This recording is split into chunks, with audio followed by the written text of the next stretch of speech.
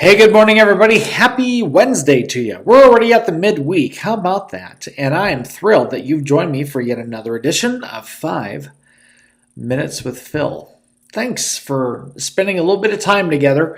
I want to get right to it today because we got a verse here, just one verse, but boy, is it loaded. This thing is loaded. And I want to talk today on the subject of temptation. Temptation. And the kind of temptation I'm talking about is not just a matter of, ooh, do I eat a second piece of cake or not?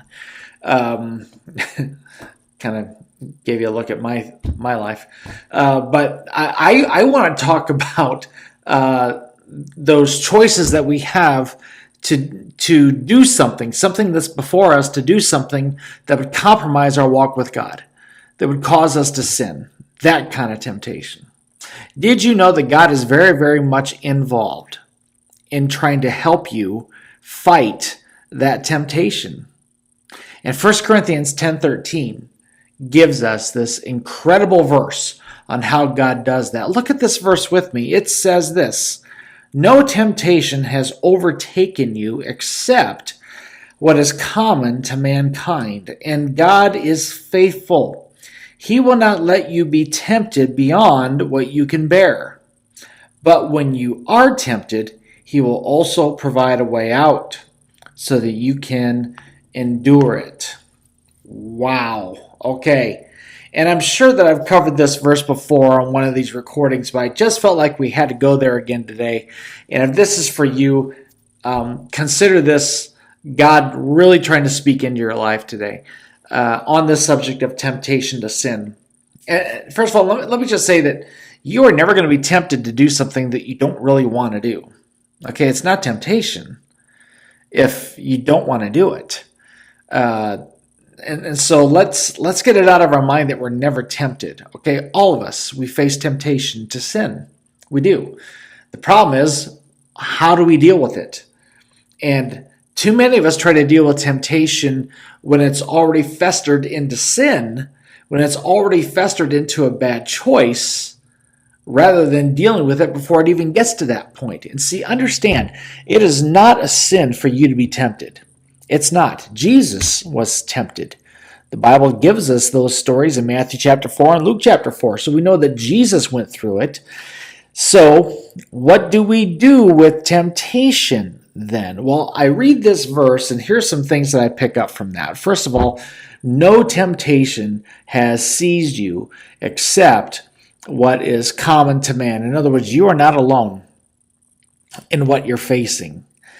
I think there's a trick that the enemy tries to do on many of us to try to convince us that our struggle is totally unique to us and nobody would ever understand it.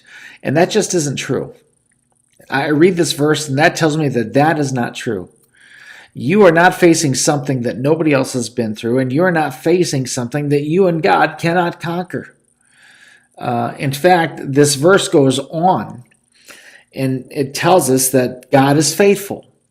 You will not be, here's what the verse says: you will not be tempted beyond what you can bear. Think of that. God knows your limit.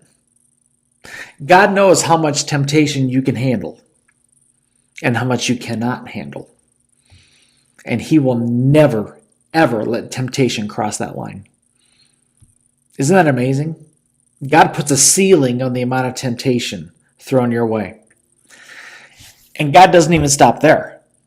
The verse ends by saying that God will provide a way out when you're tempted so that you can stand up to it, so that you can endure it. Every temptation you face, God knows the ceiling, and he already has an escape. He has a way for you to get out of it.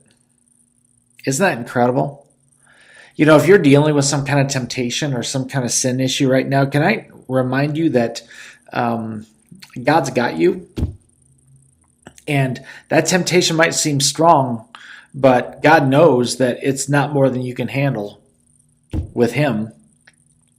And if you'll just trust him, if you'll just rely on his power, not just your own willpower, but his power, He will provide a way out from that temptation so that you can endure it and so you can stand and you can be victorious.